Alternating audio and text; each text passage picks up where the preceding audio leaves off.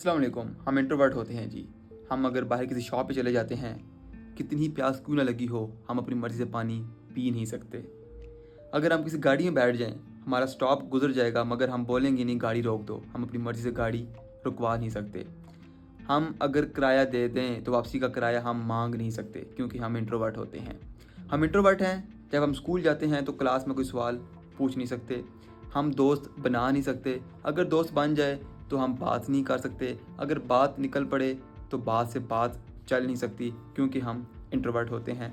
हम इंट्रोवर्ट हैं, हम किसी को इनकारी कर नहीं सकते। कोई हमसे उधार मांग ले, हम उसको फ़ौरन किसी और से पैसे लेकर उधार दे देंगे मगर हम इसको इनकारी नहीं करेंगे क्योंकि हम इंट्रोवर्ट होते हैं।